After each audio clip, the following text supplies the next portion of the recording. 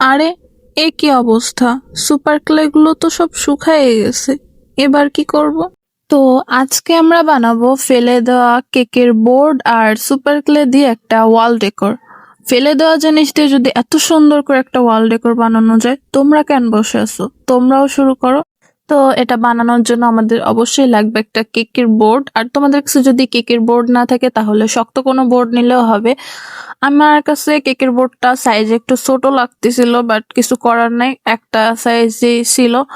তো আমি চাচ্ছিলাম এটা একটু লম্বা হইলে মনে হয় দেখতে ভাল লাগবে, তার জন্য হাফ করে কেটে নিলাম। আর এরপরে আমার যেহেতু প্রথমেই দেখলা যে তোমরা আমার ব্ল্যাক কালারের সুপার ক্লে গুলো শুকায় গেছে, তো আমার কাছে আর ছিল 2 প্যাকেট কালারফুল সুপার ক্লে, তো আমি ওই দুইটা দিয়ে কাজটা করব। তো এখানে আমার বোর্ড কাটার পরে আমি এখানে ফুলগুলো বানায় নিচ্ছি। আচ্ছা, এখানে ফুলের পাপড়িগুলো কিন্তু পারফেক্ট হওয়া লাগবে না, কারণ একটু বাঁকাতারা হইলে আমার মনে হচ্ছিল দেখতে সুন্দর লাগবে। তার জন্য আমরা ফুলটার বাঁকাতারা করে একটু ফুলের পাপড়িগুলো সাজায় নিচ্ছিলাম। আর সাজানোর পরে এটা আমরা গ্লু দিয়ে লাগাই নেব। আর এটা শুকানোর পরে আমরা ব্ল্যাক কালার করব। আর এই গ্লু গুলো শুকাইতে এত টাইম লাগতেছিল, আমার আসলে ধৈর্যই হচ্ছিল না।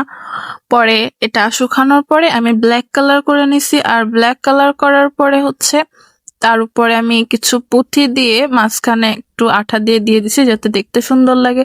আর সবশেষে এটার উপরে আমি গোল্ডেন কালার দিয়ে একটু হাইলাইট করে নিয়েছিলাম যাতে ভিনটেজ ভাইবটা আসে।